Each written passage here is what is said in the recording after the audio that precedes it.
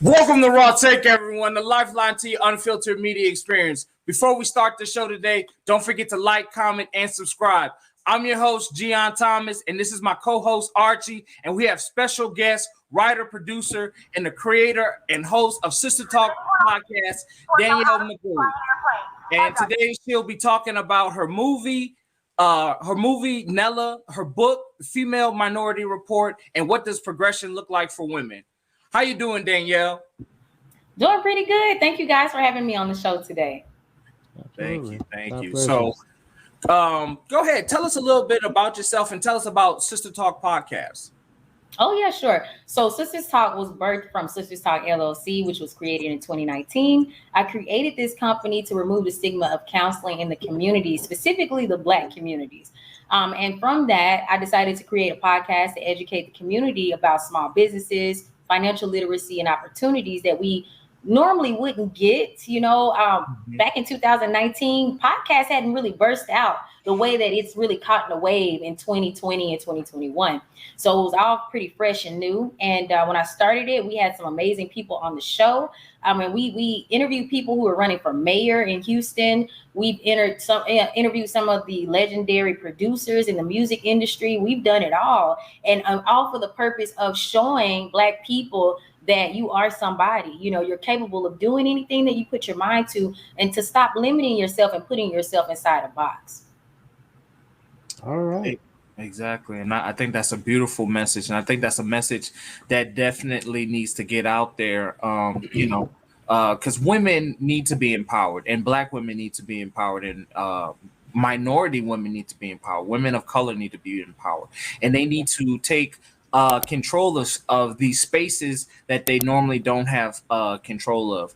And I think that's very great that you took it upon yourself. You said you wasn't going to wait for anybody to give you your power. You took your own power and made your podcast, and you've had some really great guests. You talk about some really great things, Danielle.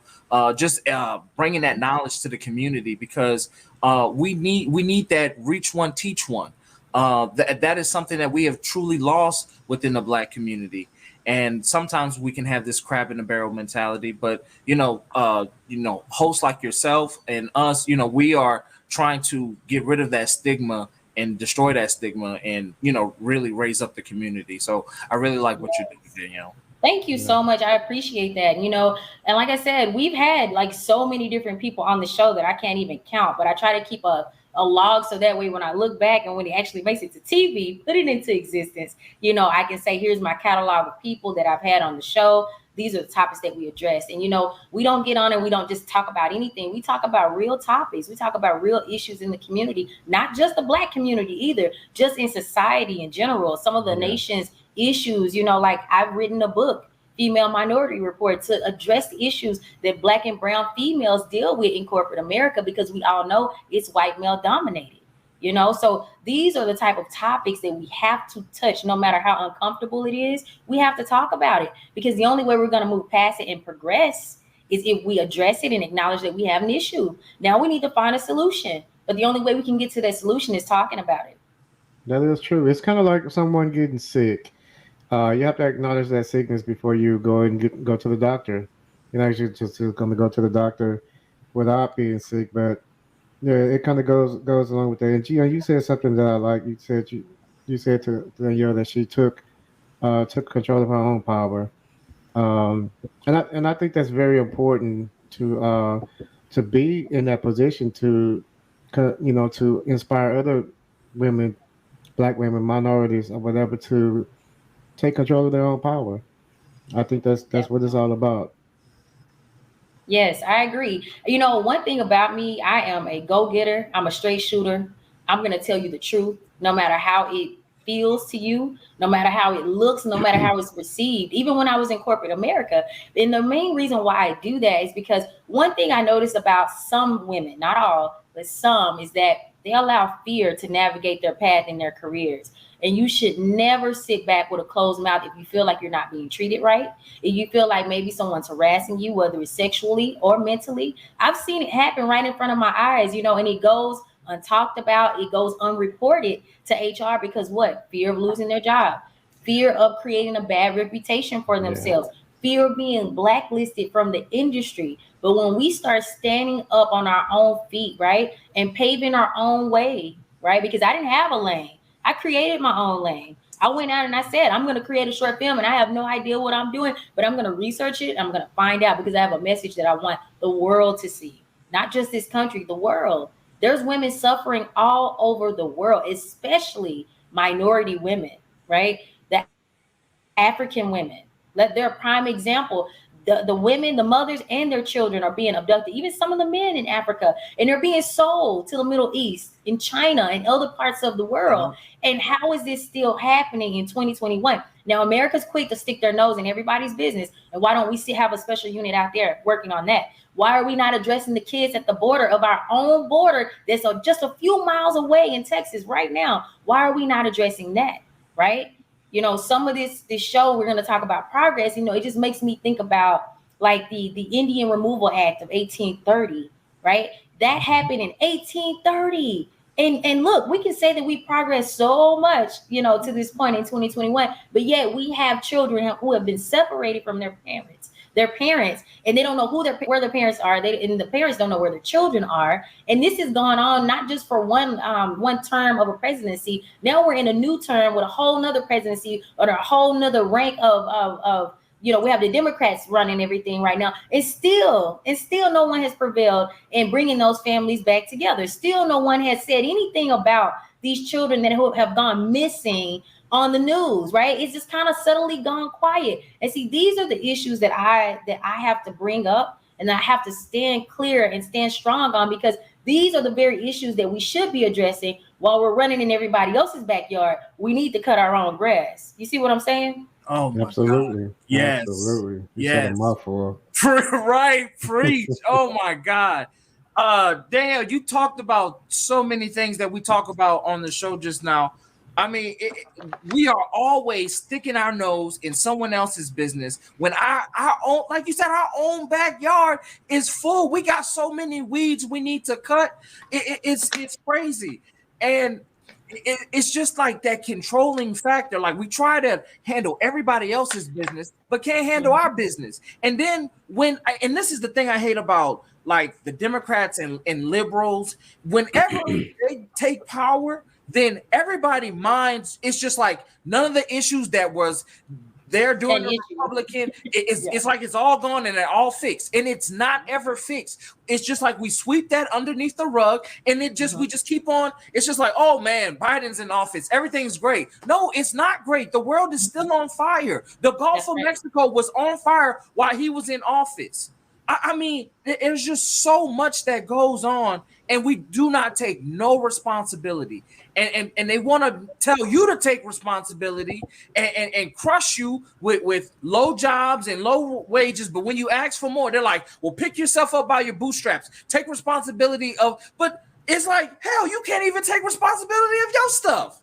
Exactly. And let's talk about how for years, you know what, for decades, we sit there and we ran these programs on TV, commercials about Africa and the African kids that are starving and they don't have food. And if you just donate 19 cents today, you can really uplift. Wait a minute. Let's just stop the tape. And let's look in our own backyard and see how many homeless veterans we got that's on the streets of San Francisco, on the streets of Houston, Texas, on the streets of Austin, Texas. I mean, I could just keep going down. New York City, some of the wealthiest cities in the world, not the nation, the world. And yet we have people who went and fought for the protection of our safety and our rights, right? Our human rights and all these things. And they come back home and they come home to nothing, right? They come home to nothing. They can't afford their homes. They can't afford the taxes that they accumulated. They can't afford anything. So why is there not a sufficient program in place, better than the one that we have, may I add, because I know we have a few, where these veterans can come home and get that mental health screening? They can get that free counseling, mental health counseling that they're going to need. They've seen things that some humans will never see in their life, right? So they're going to need that conditioning back into society. Yeah, I'm gonna tell you this. What I see is that the way the system works is it gives the bare minimum to these veterans and so forth. They get the bare minimum they don't get what they really deserve, and some of them don't even get that, the bare minimum. Some of them just get the boot. And the way I see it is, it's like if it doesn't directly benefit those in power, then it doesn't matter. And that's That's why, absolutely right. that's why we don't matter. We matter only when it benefits them. Other than that, they don't need us. And That's right. And I really said that to speak to the false narratives that media puts out and portrays about other countries and what's going on. Now, while some of that is true, right? Just like how we have homeless here in America, it's not all great, it's not all peachy. However, there are many beautiful cities in Africa. Many. They're countless, countless cities that will blow you away. But if you don't travel outside of your country, you'll never know. And all you'll see Africa is a deserted piece of village where there's hungry children and men and women. It's not all composed of that, right? Those are some of the Absolutely village not. people who have moved, who were either pushed out or purposely moved out on their own into the suburban areas, right? And unfortunately, those areas are not saturated with resources like the cities are, right? It's the same thing as here in the U.S. When you travel in Las Vegas, for instance, when you go down Death Valley, when you're going on your way to California or wherever you may be en route, you're going to see a lot of homes that live off the grid. So those villages in Africa are the same concept. They're just simply living off the grid. They're living off the land. Right. And so here in America, we have people the same way. It's the same thing, people. If we just start traveling, and remember, you don't have to physically travel if you don't have the financial means. Open up a book and read. That's what they make books Yes. for. Google search. Google search, this Yeah. information is there. And also what I want to say is we need to stop going into these countries, testing these people and giving them vaccines. They don't even know what they're taking too. That's not a false claim. That's facts. yeah. Just same way with our own people as well. Give people here in this country the right to say, I want to take the vaccine versus no. I don't want to take it. And then leave it at that. Like, we shouldn't have to go back and forth. If you know you're unvaccinated, wear a mask. Even if you're vaccinated, wear the mask until this whole thing blows over. Because in my opinion, and I have to say my opinion, had the administration prior to Biden listened to the scientists that came onto CNN, this was world news back in November of 2019, and actually listened to the heads up on what was going to happen, we could have got ahead of this. But that's much deeper than what I get paid to talk about. Yeah. Yeah. I mean, there's so many things to dissect in that. The first thing I want to talk about you said something about the veterans, and I veterans are such a, I have several veterans. My grandfather was a World War II veteran. My uncle, Mine too. yeah, my uncle fought in one of them wars, like the Vietnam or one of them. And so, it's America uses these men and women, and then they, like you said, they see the worst things ever. They see atrocities that they can't even imagine. And then you put those people back into civilization and then expect them to be normal. And then that's why you have such high rates of suicide among veterans. That is not fair to those generation of men and women that go out there that they have the idea that, we're doing this to protect and serve our country, but you are only protecting and serving American interests, American oil interests at that. And people, when Afghanistan papers dropped in the dead of the night and no one even looked, but except for the political nerds who was waiting for it to drop, and they read the documents, and I even looked at the documents, and it even said that the military chiefs and the generals, they didn't even know. They were willy-nilly in it. They were going out there just shooting blind. And you don't even have to take my word for it. Go read the documents. The documents are there. Exactly. And like you said, Danielle, the information is right there at your fingertips. Like, people believe Africa's a third world country. Africa's one of the most beautiful places this world has ever seen. It's so funny. I don't mean to interject, but why do you think the Europeans couldn't stay out of Africa? Think about it. The Europeans were all over Africa. Exactly. They still are. They still are. We're still some of the wealthiest people go there. Yeah, some of the wealthiest people go there for all kinds of reasons. I mean, and like I said earlier on in this show, human trafficking is at an all-time high in those regions. You think that these people aren't taking organs. They're not taking melanin now. They're going for the melanin now. People like this stuff is not, I'm not making this up. This is not a conspiracy theory. Google it. The information is right there and nobody's talking about it. Oh, we're talking about it. How about we're that? talking about it. And no one knows about that trade, that slave trade between the Middle East and Africa. No one talks about. My mama been telling me about that for years, for years. And it's just, but when it's our atrocities, it goes quiet. It goes so quiet. And, people are tired of that. And this even in our own country, when you say Gion, it's the same way, right? The only time we actually saw a real uprising as of recent was with BLM. Let's be real. And it initiated with George Floyd. But think about how many other Black men and women were killed by the people that are supposed to be here to protect and serve and uphold the law. You had so many people that at the time of his death, unfortunately, they were saying that, police wasn't designed to serve and protect people. They're here to serve and protect and uplift the law. But so you're breaking the law if you take away the life of an innocent civilian. Like, he may not be innocent in terms of criminalistic activity, but we're talking about, did he threaten your life, right? And if the answer is no, then there's no reason why your knee should have been on that man's neck until he passed away. And with a smirk. That's the country that we live in, right?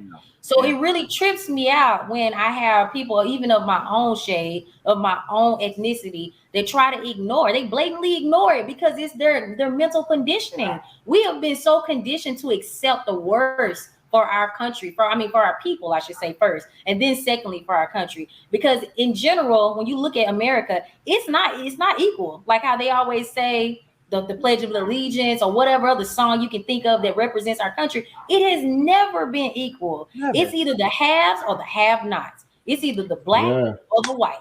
It's either, I said before, even like the Constitution, it wasn't really for Black people.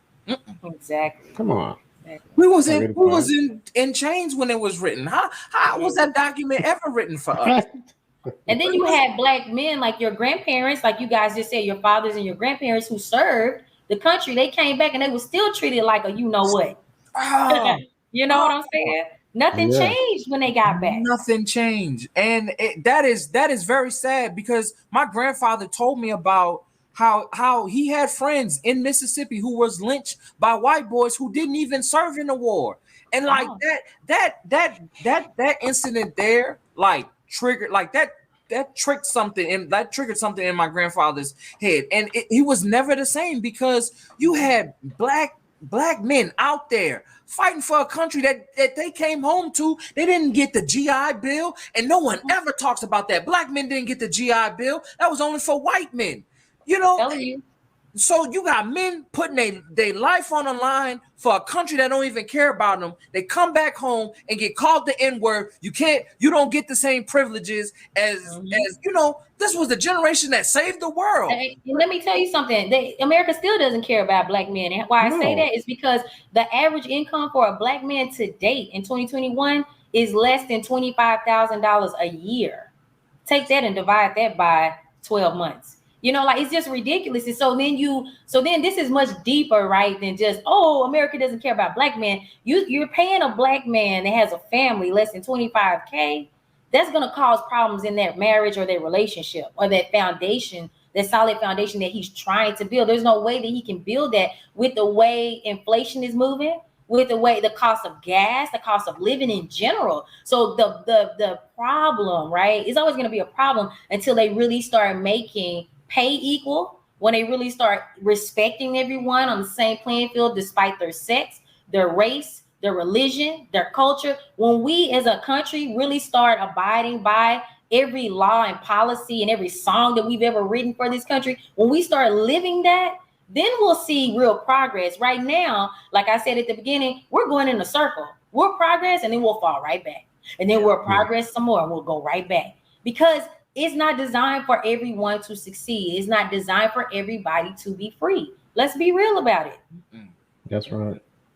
And just like the other day, like how we talked with Miss Demetria Smith, our system is made to keep you in a form of slavery, whether it's slavery by being in prison, or financial slavery, being in loans and debts. That is the new slavery. People are like, oh, slavery is done with. No, you have financial slavery. You're not truly free. If you was truly free, then you could live your life however you see fit. If you stop working, if the lights come off, then how you gonna pay your bills? There's this fake concept of freedom that we have. Yes. And you think about the timeline, right? When we were still in shackles and chains and we were being beat every day and families were being ripped apart. Black men were physically being ripped apart from one horse end to the next, tied up by ropes and pulled apart in front of their family. We went from that to sharecropping, right? And even with sharecropping, people were not paid their fair part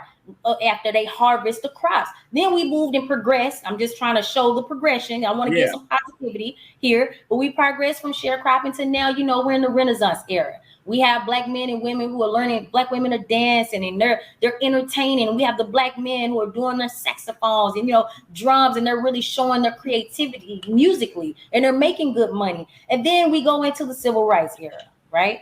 Because things still aren't quite right. We're still having to pull out things like the Green Book that I mentioned on the last time we talked. There's a book that had to be created just for Black people to safely travel through the southern regions of the United States. This is ridiculous, right? So what does that mean? That still means that there's still lynching going on. There's still rapes and killings going on, despite the progress, right? Okay, so now we move past the civil rights era, and now we're going into the crack era. New Jack City. That movie really projected reality for a lot of Black communities, and that projection is still real for some of these communities in the hood today.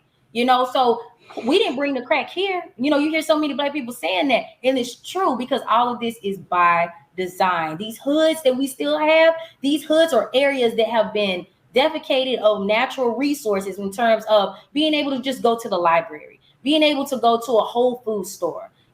All you see is McDonald's, Jack in the Box, or whatever, Burger King, and all that. They give you access to these, or corner store. You know what I mean? But where's the real access to education? Where's the bus line that's going to take you from that hood to a community college in the city? We don't have those things. And the question is, why aren't the people who are successful, why aren't they asking these very questions? Because you know what, and I can kind of answer that. There's a disconnect. Once people make it, they're like, oh, I made it. I'm here.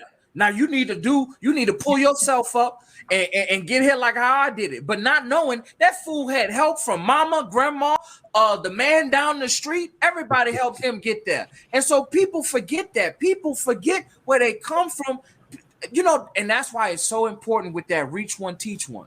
That is so important. That needs to really be our Black motto. Reach one, teach one, because we have got to stop with the crab in the barrel mentality. We have got to stop thinking, oh, once you make it on CNN, once you make it on MSNBC, that you done made it. And now, but like brother, sister, they are using you as a mouthpiece. Don't ever forget that. They are trying to use you.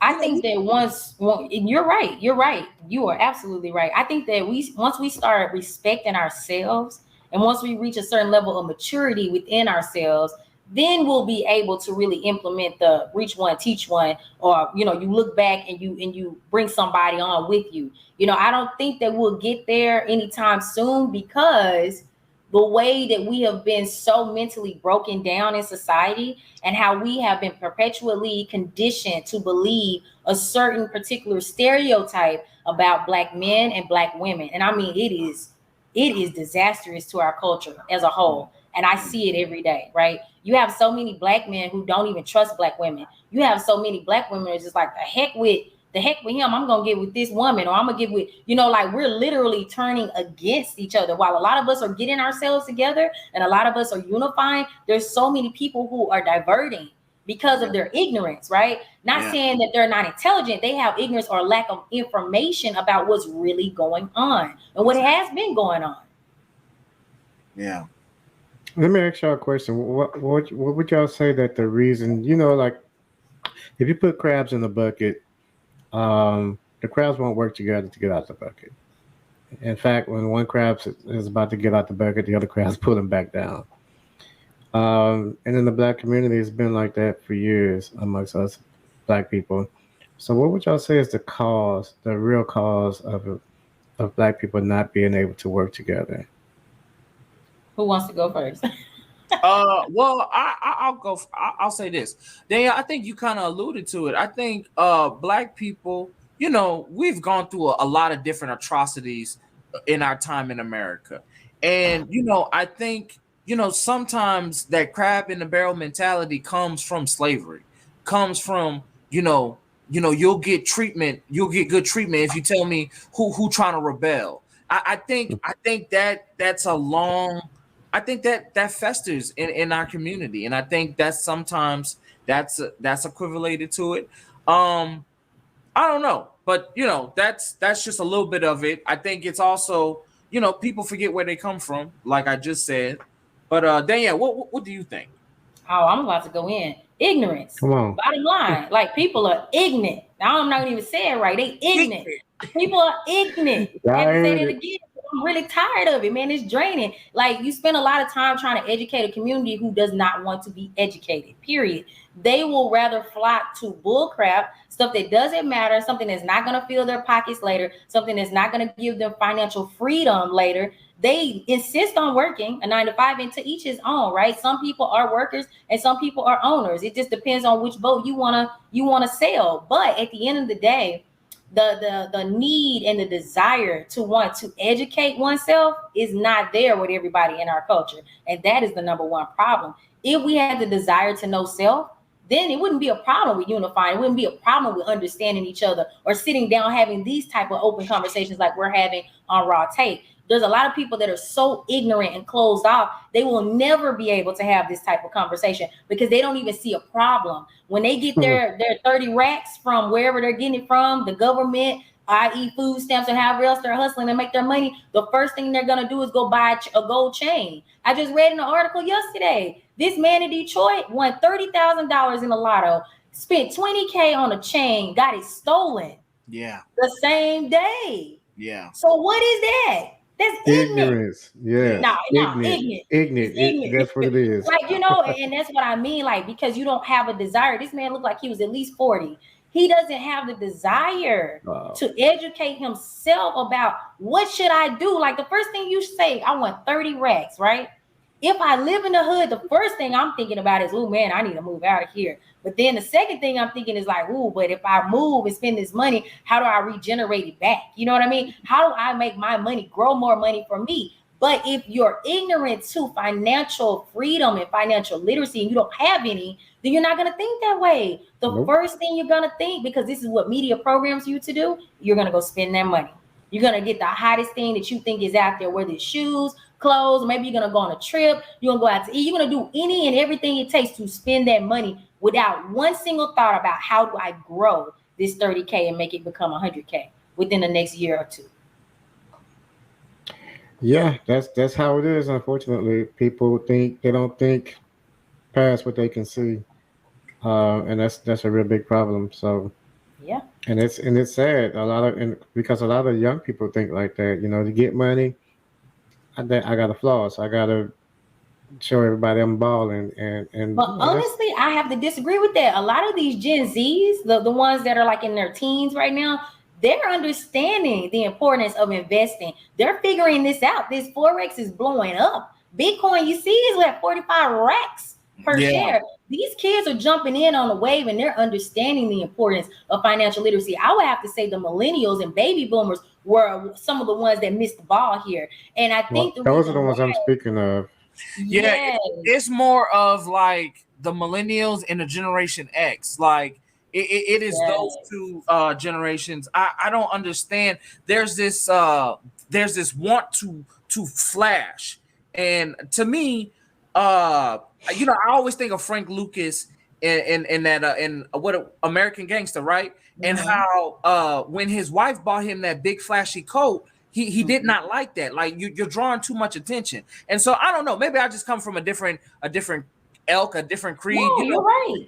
All that flashiness, that's unwanted attention. A real person, a real gangster, a real boss they move in silence. Like that's what I was always taught. And so, you trying to be all flashy, loud. Ooh, I got the chain. I got the bling bling. You know what the hell that mean, bro? You got the bling bling, and it's the hood mentality. In the hood, That's what what you it gotta do? You is. gotta have the latest kicks. You gotta have the nice, That's what it flashiest chain. You know what I'm saying? This is not enough, and this is a chocolate diamond. But this is not enough in the hood. You know, they don't even know what that is. But in their mind, right? They have been taught. Literally, I am from the hood, so I know I can speak from experience. We have been taught to show everybody what we have, right? It's not Right. about that. Life is not about that. But if you don't have parents to teach you, right, to keep your financial business to you, that's your personal business, right? And when you want to go out and have a good time, or you want to buy yourself something nice, that's fine. But don't do it because you're trying to show somebody else what you have. That's the thing that back in the day, our parents didn't teach some of the people in those poverty-stricken areas that type of mentality. It's all about the mindset. And you know what? I can, I was taught that to a certain extent, but I wasn't taught in detail enough. For me, it's kind of just like I just got that mindset somehow on my own. Maybe being raised in the church or something gave it to me. I don't know. But it's that's the mindset that I have. And because I know that being flashy doesn't amount to anything. I mean, who does it benefit? What does it benefit? No one. Yeah. And that right there contributes. Ego. Yeah, it contributes to Black people not being able to work together because one is always trying to get ahead of the other one, is trying to outshine the other. And that doesn't benefit people need to see that we have to work together, not just in the Black community, but just in general. People need to work together. That's why the world right now is in the state that it's in, because people can't work together. That's why we have this two-party system that can't work together because one is trying to get ahead of the other one. It's stupid. Yeah. But then for this country, we say this is the United States. It's more like the divided states. Always, yeah. Within the states, it's divided. I mean, you got the two-party system fighting in every state. What sense does that make? Where is that getting us? I don't know why people won't see, like, that's not getting us anywhere. So why keep doing it? Me and you was talking about earlier, Gion. If you keep doing the same thing over and over again and it doesn't work, why keep doing it? What sense does it make? That is literally the definition of insanity. Doing the same thing over and over again, expecting. It's the circle of progress that we've been doing. It is insane. That's all we've been doing. And the reason why is because at the end of the day, it's far bigger than race. It's far bigger than man versus woman. Like, these are little subsectors. The biggest issue and the biggest foundation piece in America that is literally running this country into a hole right now is greed. It's all about the money, literally. That is You the shouldn't word be right in one there. nation under God. It should be like all about the money, because that's what this country is all about. That's how we're seriously divided. People think we're divided by race, and we are, but the bigger cut is the haves and the have-nots. The reason why you still have poverty stricken areas, aka the hood, is because the hood is what's generating all the income to the haves. The have-nots are the ones that got it, but you're giving it away. Yeah. As soon as you get it, you give it away. These people that get their income taxes, there's so many opportunities for you to go out there and trade your money on Robinhood. That's a free app. I'm giving you free game right now. It takes you to figure it out. Put $10 in there. I'm not telling you to put your whole $5,000 or 10. Some of y'all getting 10 G's. I've never got that much back in my life. I wish I could. But if you're getting $10,000, right? You could put a slice of that in Bitcoin and let it ride, people. Yeah. Now, I'm not suggesting you put it in Bitcoin. I'm giving you an example of some of the stocks that are out there. Better yet, another example would be Tesla, for instance. Now, you may think in that moment, oh man, I tied up all my money in this. But promise you, 6 months to a year after you put that money in there, if you're watching your stocks appropriately, you can pull back 20 G's. But you got to know what you're doing. You have to research, and that research is right at your fingertips. And I can't understand why people won't take the time to do it. It's Some free. people are lazy. I have a friend. Some people are lazy. I have a friend who teaches people for free how to trade options in the stock market. Yeah. I reached out to him. All I did was reach out to him. He gave me free game. He taught me how to literally make money for myself. And I started teaching my friends. I told Archie about it. We started going over it because it's that easy. And you know, people you know, if he would have got that information and then like tried to keep it and hold it, Right. then, you know, like it just would have died. But that's why it's so important to like get out there and teach people. Like, you have got to spread out this information, and you have to want this information. I don't understand why some people don't want to.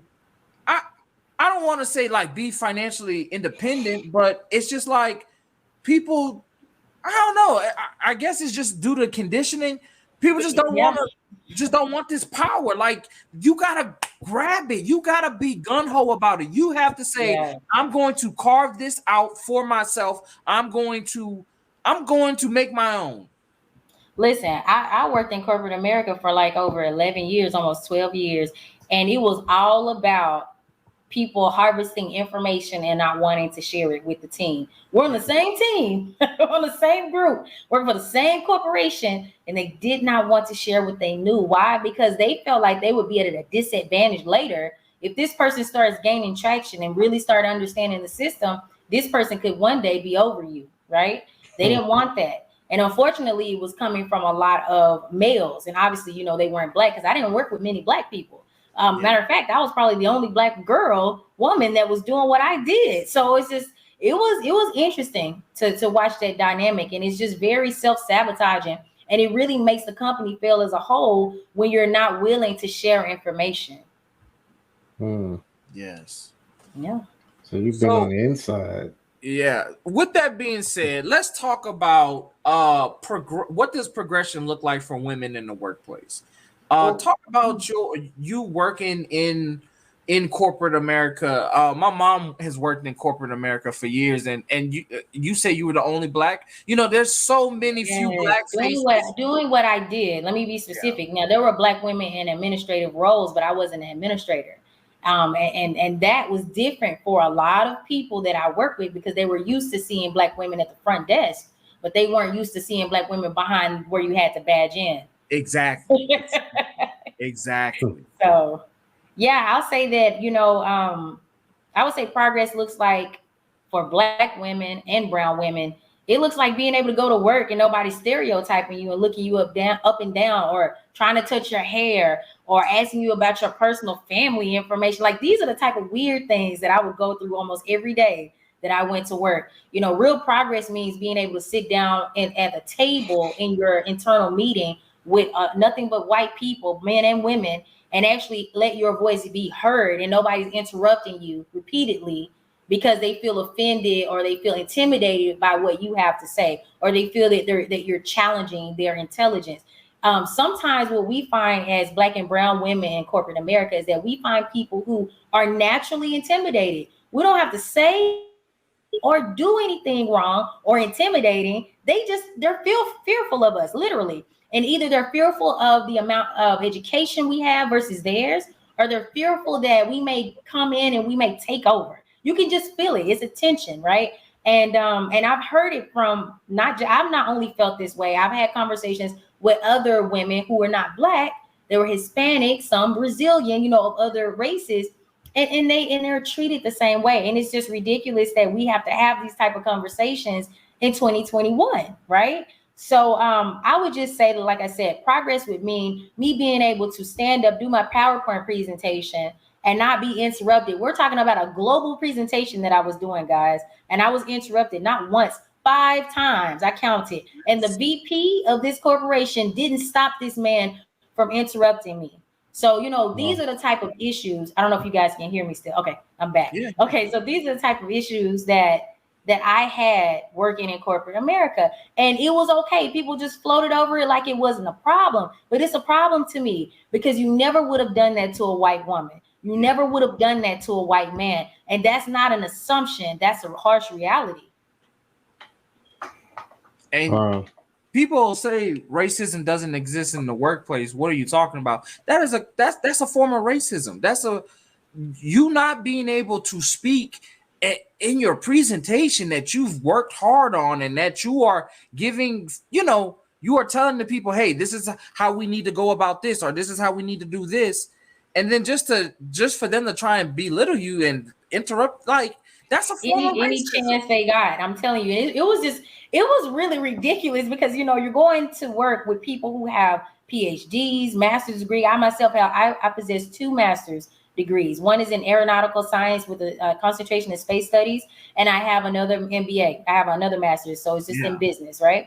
And so you're thinking that you're dealing with intelligent people, but they're intelligent. They're just not emotionally intelligent, right? Yeah. And they're also not emotionally aware of their actions, and they're not aware of their unconscious bias, which I don't even believe exists, right? You know whether or not you're being biased, and you know why, and you decide to whether or not you want that to show. But I think as professional people in the workplace, we always need to remember that we have to keep it professional. Otherwise, you're going to get reported to HR. Yeah. That's real progress right there. And HR actually taking action on that report, So we've had to collectively as Black people, not just Black women, we've had to deal with a lot just to work in corporate America, just to be accepted. And that is what I mean by this endless insanity of, progress. Is it really progress? Because we always retract at some point. Yeah. Wow. I know I gave you guys a lot. Nah. Archie, is there a question you want to ask? Shucks. I had some, but she answered them already. Oh. Well, I can keep going. Look. Well, I wanted to talk about. Well, I was just about to go to that, and we're talking about progression for women. Let's talk about Andrew Cuomo and him going down. What are your thoughts on that, Danielle? Ooh, okay. So because I don't know the full details of the person who's accusing or people that may be accusing him, this is what I will say. Mm-hmm. I don't know if he did it or not, but I do like the fact that he decided to step down because maybe that's what his team advised him to do, which is very smart to do. Because what it will do is allow us space and opportunity.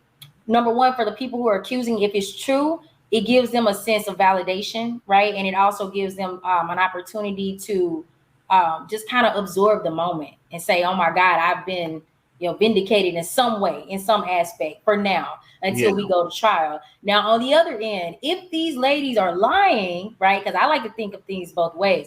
If they're lying, then they need to be punished. Because what we don't want to do is we don't want to water down the testimonies of real victims here who are actually living and having to go through this embarrassment and shame and being blacklisted because of things that really did happen to them by very powerful people. So there's always 2 sides to the coin. So I would say that he did right by stepping down. I will also say that only time will tell what really happened here. And if he is not at fault, and if he really did not commit these crimes, then I believe that he should be able to have his place back until election time. But I'm not the one that can call the shots here. I just think that it's very strange that these accusations came out when they did, not just with Cuomo, but also with people like Bill Cosby, right? Yeah. This guy was in his 80s, and they sent him to jail, and they just released him. So I mean, I don't know the conditions of his release or why they released him, but I will say that 30 years is a mighty long time. But also my compassionate side is speaking to me, saying that I don't know what these women went through 30 years ago. I don't know what the legal system was like 30 years ago. That's all we're talking about, 3 decades ago. Yeah. I know that the justice system is effed up right now. So I can only imagine how it was 30 years ago. However, a lot of the women who accused Bill Cosby were women that were not all Black, right? A lot of them were white women, successful white women. And so it just kind of made me scratch my head, like, where is this coming from? What's the real reason why you guys are coming out all of a sudden? So I don't know. I don't want to speak to that because I'm not a victim, never have been, thank God. But I will say this, that if these women are victims, then we definitely are doing the right thing by showing everyone that we're going to do something about it if you're sexually harassing these women because you think you're more powerful than them because you have more money, right?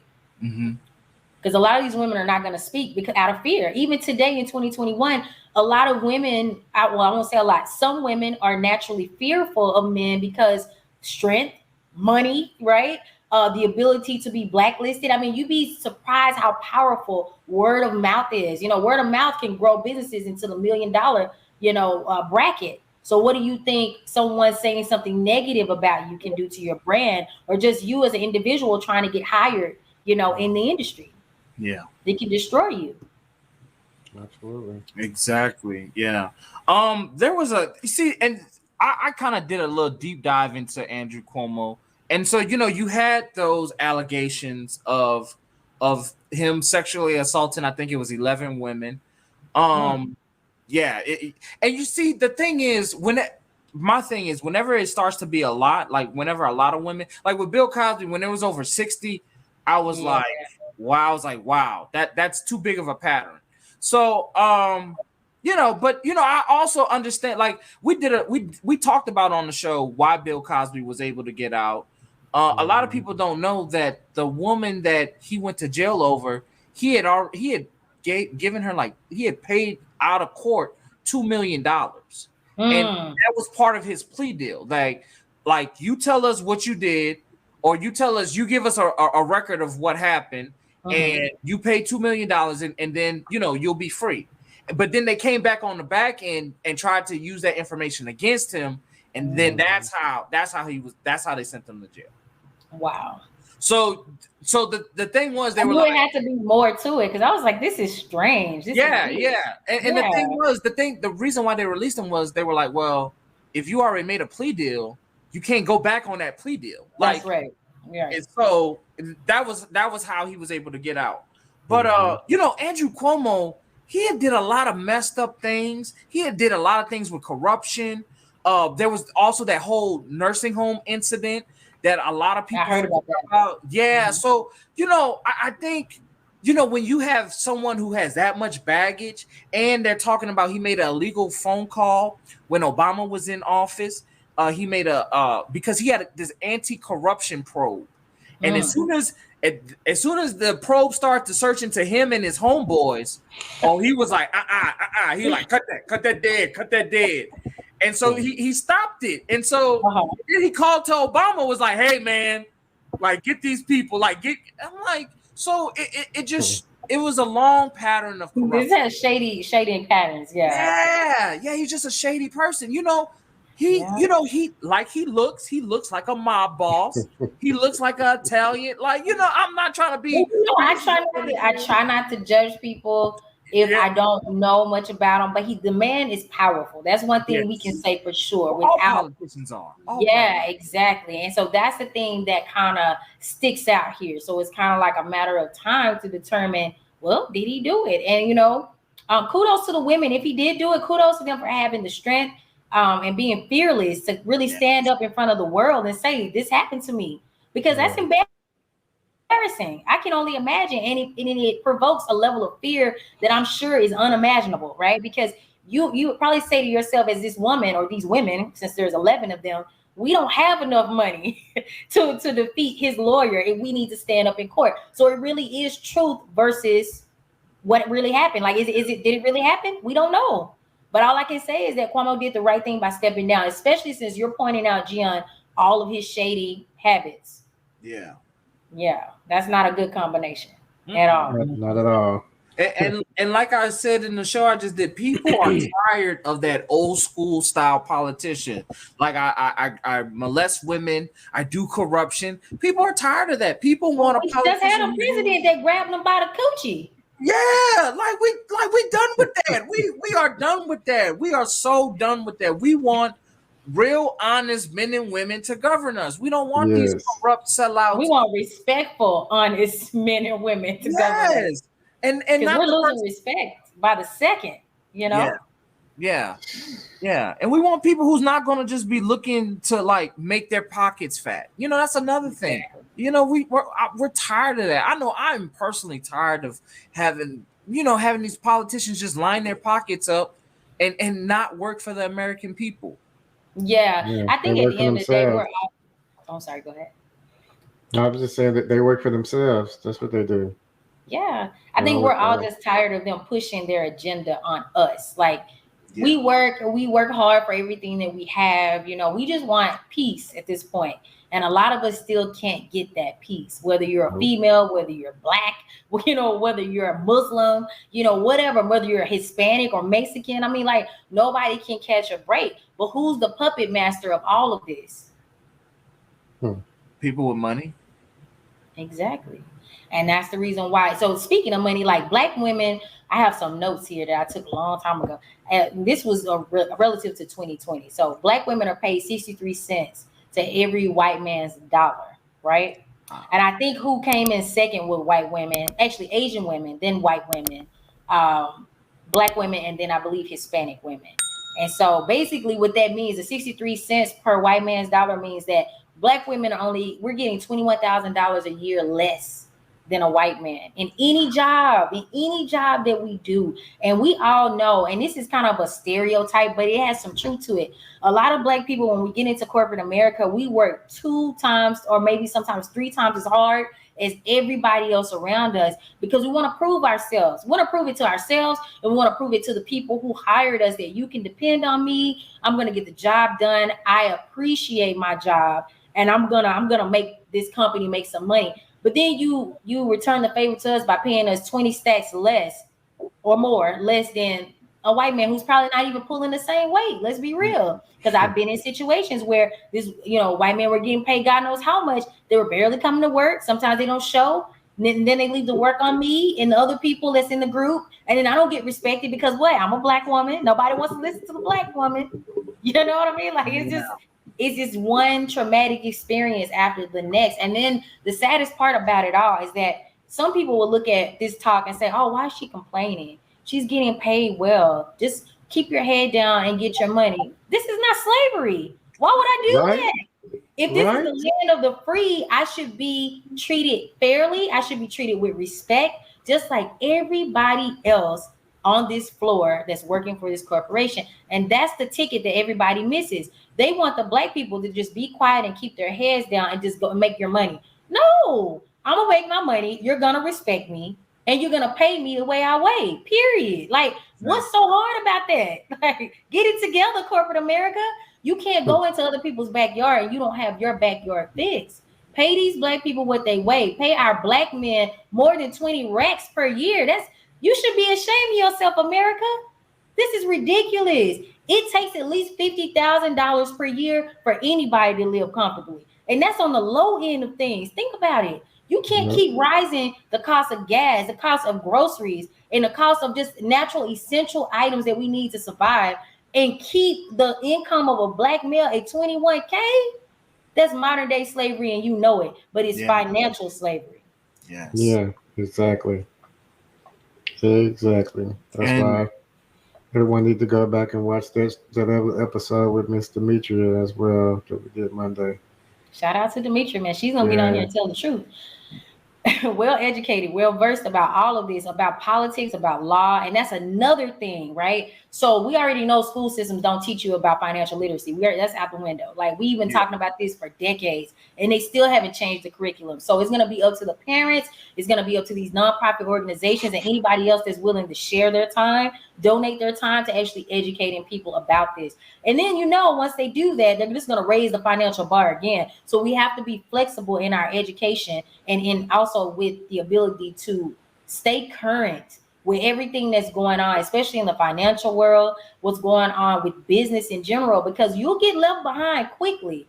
Also, like I said, going back to that app, Robinhood app, they're not paying me to say this, but I'm telling you, for first-time stock traders, it's free. It's the best way for you to learn. Sometimes you got to get out there and fall. But if it's just $10 or $20 that you're losing, if you can afford to lose it, do it. Practice it, because once you get it, trust me, it can be life-changing, lifestyle changing, I should say. I had turned $100, $200, something like that, into like $1,000 with GameStop.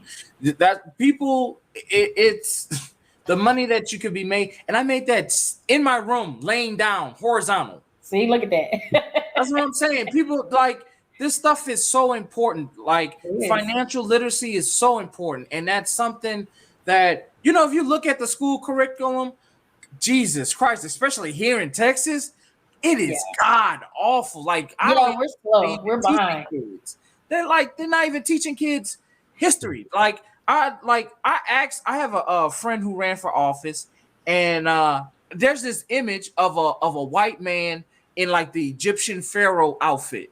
Oh, and I asked her, I was like, hey, is this real? She's like, yes, this is real. This is what they're teaching kids. Wow. That a white man was what? What? In Egypt. In Egypt, Pharaoh was white. Pharaoh was white. It's not hard to believe, because for the longest, I know when I was in school, they taught us that Christopher Columbus discovered America. He was the best thing that, since sliced bread, the Nina, the Pinta, the Santa Maria, and they came over bringing corn, and the pilgrims sat down and sang Kumbaya with the Native Americans. And we know dang well that's not what went on, right? No, what happened? It was a bloodbath. Yes. He came over here. He went to the Caribbean first looking for Indians, ran into a different type of tribe of people, and raped and killed and pilgrims from them, and then scattered the rest of them out in Northern and Southern America, and brought a lot of slaves over from Africa. So that's the reason why we have Black Jamaicans and stuff. They had a totally different tribe there. A lot of people don't even know about that. So it's just like they meaning colonizers really refaced and resurfaced this globe, right? Things would not be the way they are today if it were not for them having the ability to sail from place to place and having such an aggressive nature to want to take over and control everything. And then, you try to create a country over here off of the history of raping, killing, stealing, doing the Indian Removal Act. You're moving people that this was their born right to be here, and you're moving them on to conservation camps and areas for them to live. Who gives you the right to do that? Like, it's just ridiculous. And then you also create media programming that perpetuates the ignorance and the lack of love in the Black community. And we know that's not true. By nature, Black people are very loving people. And that's part of our problem, because we're so loving, we're so forgiving, where we open our arms to any and everyone, especially back then. So I think that part of our solution moving forward to real progress is deprogramming ourselves and reprogramming ourselves with truth. Finding the truth and reprogramming ourselves with that information, and learning to trash and do away with what we were brought up to believe and think, right? Because for the longest, I thought Jesus was white. No, a lot of people don't even care about what color he is. But if you read in the Bible, it clearly says he has feet of bronze, hair of wool. I have woolly hair. Gion, yes. Yeah, look at Gion. but growing up, our grandparents and great-grandparents had a white Jesus in the house. Come on, people. Like, some of this stuff is just common sense. If you just step back, think, absorb the information, and ask yourself, does this make sense? Danielle, you forgot about the blue eyes. Yeah, going on to finances, right? Me taking $1,000 and spending, $200 on shoes, then going to go buy me some rims for my car, another $500. Now I'm left with $300, and I haven't paid my rent. I haven't paid my utility bill. I could have invested that $1,000 in the stocks and made that thing slap for $5,000 in over a little less than a year, depending on where you put your money. So come on, people, like we have to. Our biggest downfall, I believe, culturally, is our inability to think properly. And our inability to plan financially for our future, for our kids' sake, even if you don't have kids, for your family's sake. We have to do better. Mm-hmm. Yeah. Well said. Yeah, that's very well said. And you got to think about the next generation. I'm so happy for my grandmother and my grandfather, because they were people ahead of the curve. My grandfather was heavily involved in politics. My grandmother was a community organizer, and they talked about getting education and, making for yourself. And, that translated to my mama. My mama grew up in the Magnolia Projects in New Orleans, and she was like, I'm going to get out of this. And, she went to college, first one of her family go to college, just totally, like, just from my grandparents being hard workers and, their people being hard workers, it just translated.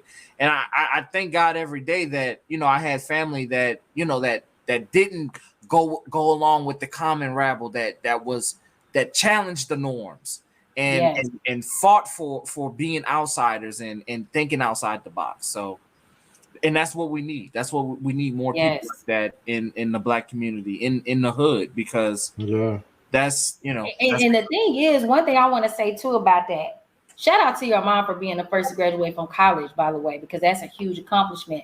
And at the same time, in the same breath, because I like to look at things from both sides, most people in the hood are highly intelligent.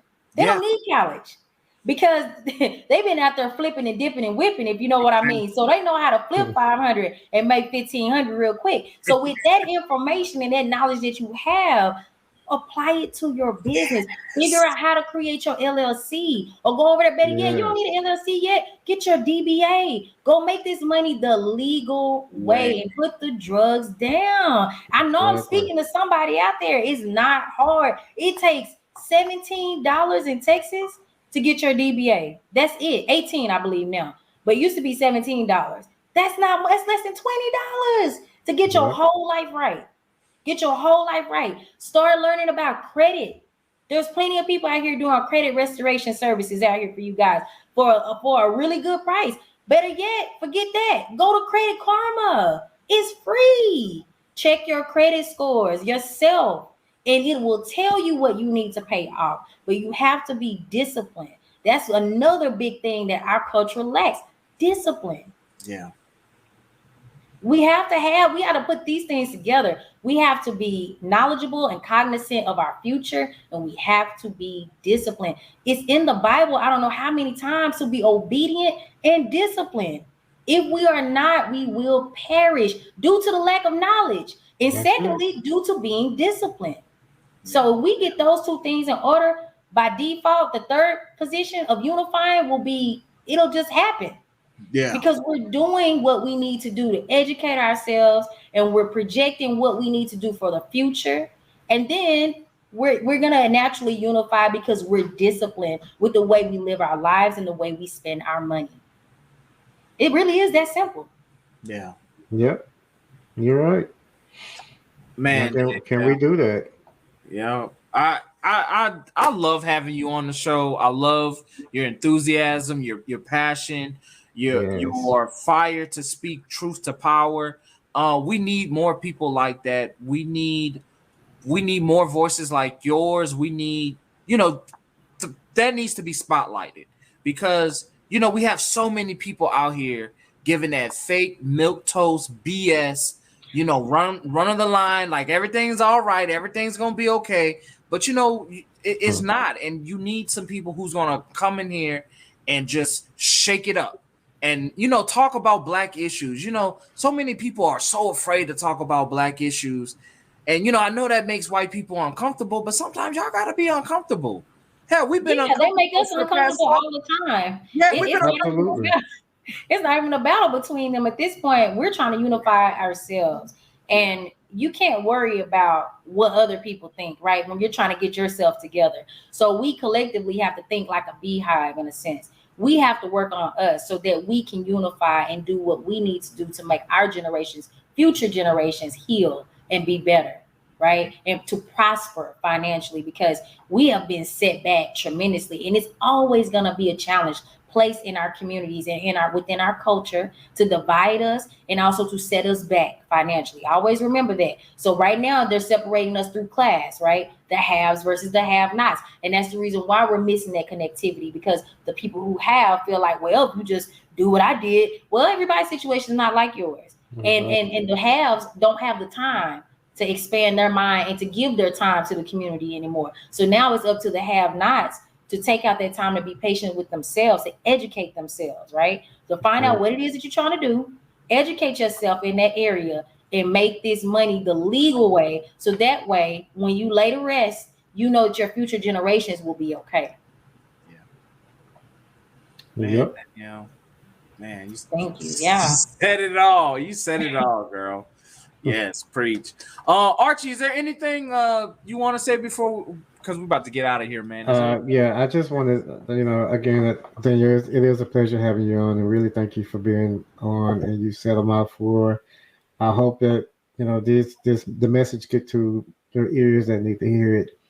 Um, so that's pretty much it, man. Just All right. Well, thank you guys for having me. I thoroughly enjoy your shows, and I really appreciate you guys sharing your platform with me today to talk about progress, the insanity progress wheel that we've been on. But hopefully, with these type of conversations, our communities will increase their knowledge about self, and they will become more aware of what it is they need to work on so that we can start unifying and really, really move the ball forward and keep it moving forward. And not whenever we face any type of challenges or distractions, we know how to simply move past that together, not alone. yeah. Yeah. Oh, and let me shout out my book. Oh, yeah. So, guys, I am Arthur, a Female Minority Report. Make sure you go to my website. It's femaleminorityreport.com. You will be delighted to know some of the details and stories that I actually encountered in real life working in corporate America as a Black woman in the oil and gas industry. So definitely make sure you check out that website.